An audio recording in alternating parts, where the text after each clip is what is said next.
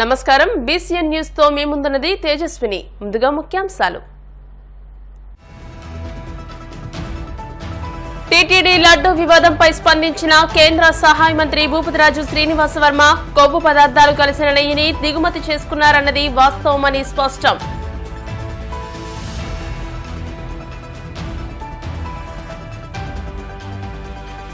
లడ్డూల అంశాన్ని పక్కదారి పట్టించేందుకు డిక్లరేషన్ అంశాన్ని తీసుకొచ్చారు. దైవ దర్శనానికి వెళ్తామంటే అడ్డుకునే ప్రయత్నం చేయడం సరికాదన్న వైఎస్ జగన్.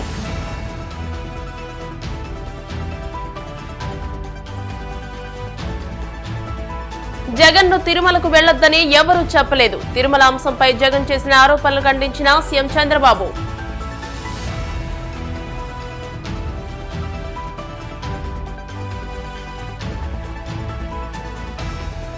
ఏపీలో సాగునీటి సంఘాల ఎన్నికలకు ఉత్తర్వులు. నవంబర్ మొదటి వారం నాటికి ఎన్నికలు పూర్తి చేస్తామన్న మంత్రి నిమ్మల.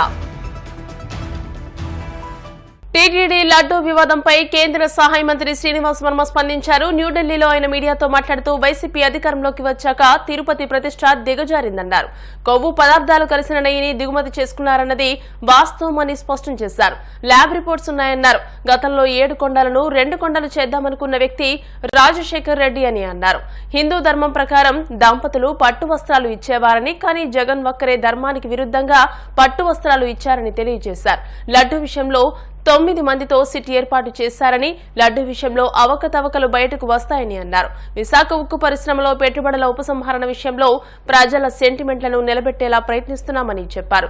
స్టీల్ ప్లాంట్ విషయంలో కొత్త ప్రక్రియ ఏమీ లేదని స్పష్టం చేశారు. 2014కు ముందు ఉన్న ప్రభుత్వం నిర్ణయాలపైనే ప్రస్తుతం చర్చ జరుగుతుందన్నారు. ఉద్యోగుల భద్రత, సెంటిమెంట్లకు ప్రాధాన్యతనిస్తున్నామని, ప్రత్యామ్నాయాల గురించి ఆలోచన చేస్తున్నామన్నారు. ఆంధ్రప్రదేశ్ రాష్ట్ర ప్రజల యొక్క సెంటిమెంట్ నిలబెట్టాలనేటువంటి దిశగా ఆలోచిస్తున్నాం. ఏదైతే వేళ డిజిన్వెస్ట్మెంట్ అనేది ఉన్నదో అది భారతీయ జనతా పార్టీ నరేంద్ర మోడీ గారి ఆధ్వర్యంలో తీసుకున్నటువంటి నిర్ణయం కాదు.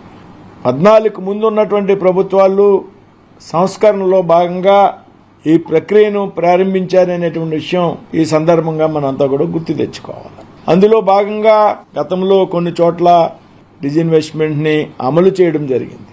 కేంద్ర ప్రభుత్వానికి ప్రత్యేకంగా RINL విషయంలో ప్రత్యేకమైనటువంటి నిర్ణయం ఏమీ లేదు. పాత ప్రక్రియలో భాగంగానే ఈ కార్యక్రమంలో ఈవేళ RINL చేరడం జరిగింది. అయితే ఆంధ్రప్రదేశ్ ప్రజల యొక్క సెంటిమెంట్ ఏదైతే ఉన్నదో, కోరిక ఏదైతే ఉన్నదో, అదేవిధంగా అక్కడ పనిచేస్తున్నటువంటి ఉద్యోగుల యొక్క భద్రత ఏదైతే ఉన్నదో, అనేక మంది ఆ రోజు విశాఖ ఉక్కు ఆంధ్రుల హక్కు అంటూ ఉద్యమాలు చేసి ప్రాణాలు కోల్పోయినటువంటి పరిస్థితుల్లో సాధించుకున్నటువంటి పరిశ్రమ కాబట్టి ఏ విధంగా అయినా కూడా దాని ప్రయోజనాలను కాపాడాలి అనేటువంటి ఆలోచనతో మేమంతా కూడా ప్రయత్నం చేస్తున్నాం. కేంద్ర మంత్రి గారు కుమారస్వామి గారు గాని, నేను గాని, ఇటీవల కాలంలో రాష్ట్ర ముఖ్యమంత్రి గారు చంద్రబాబు నాయుడు గారు మంత్రులను కలవడం ద్వారా, అధికారులను కలవడం ద్వారా గాని ప్రయోజనాలు కాపాడాలనేటువంటి దిశగా మేమంతా కూడా ప్రయత్నాలు చేస్తున్నాం. అందులో భాగంగా అనేక ప్రత్యామ్నాయాల గురించి ఆలోచన చేస్తున్నాం.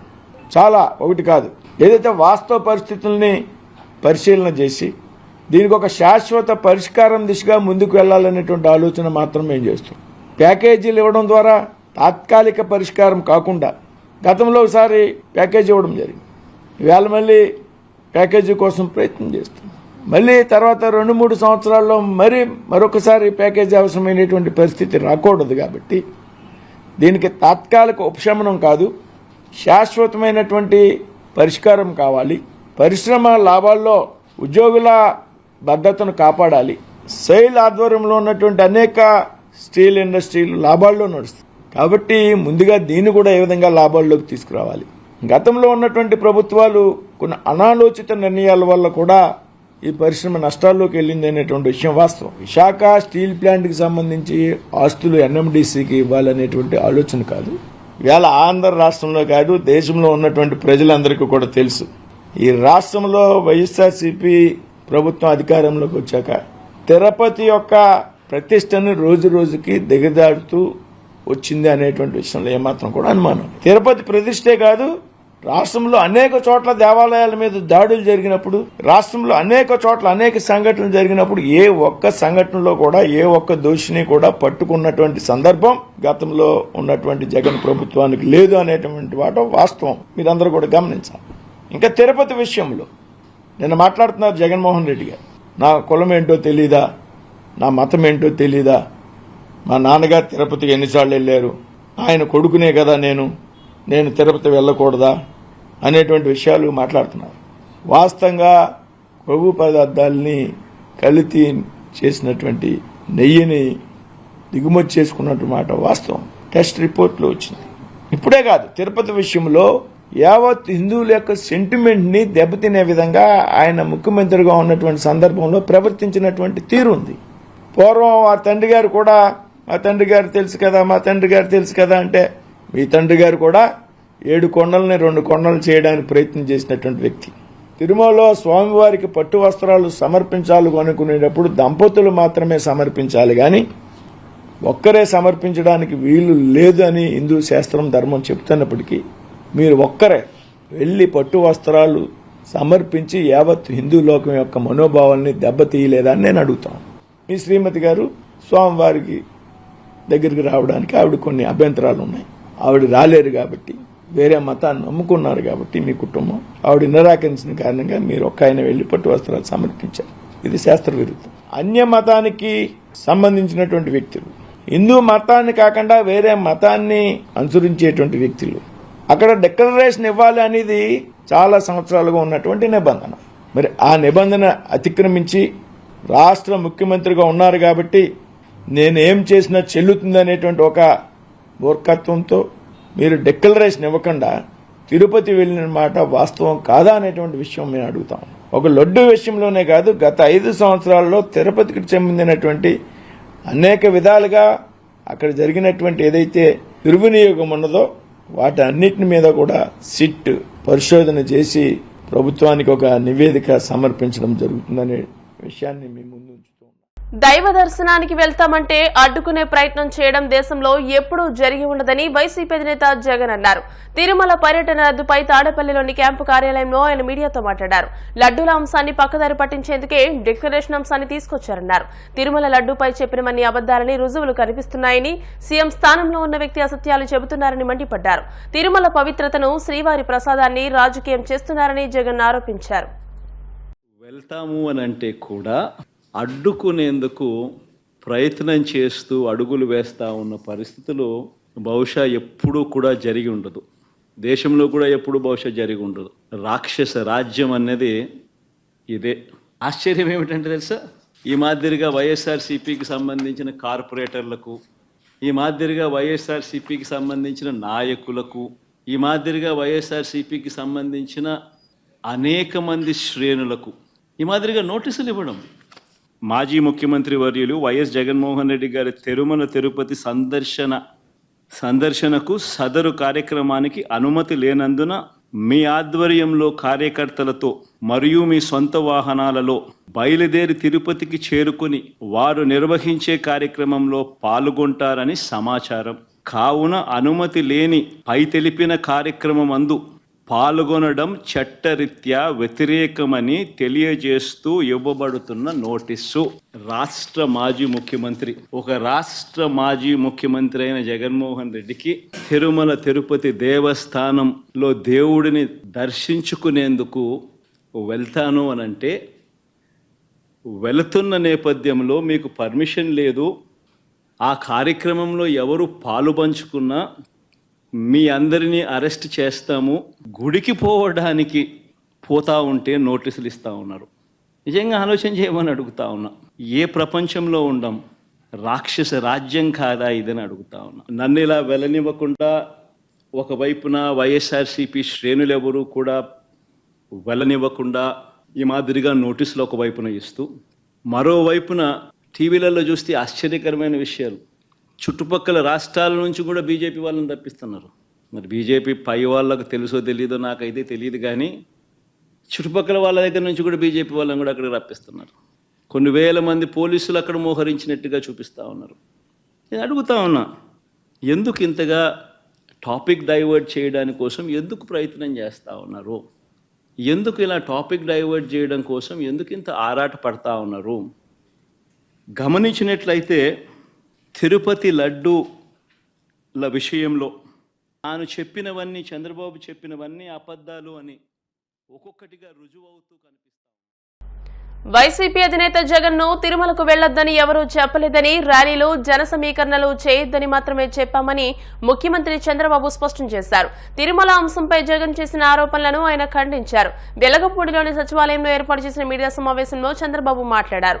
జగన్ ను వెళ్లొద్దని నోటీసులు ఇస్తే మీడియాకు చూపించాలని డిమాండ్ చేశారు. అబద్దాలు ప్రచారం చేస్తూ ప్రజలను ఎందుకు మద్యం పెడుతున్నారని మండిపడ్డారు. మాజీ ముఖ్యమంత్రి తిరుమలకు వెళ్లొద్దని ఎవరో చెప్పినట్టు మాట్లాడుతున్నాడు. వెంకటేశ్వర స్వామి మీద భక్తుండే ఏ భక్తుడైనా సరే వెంకటేశ్వర స్వామి దగ్గరికి పోయే అవకాశాలు ఉన్నాయి.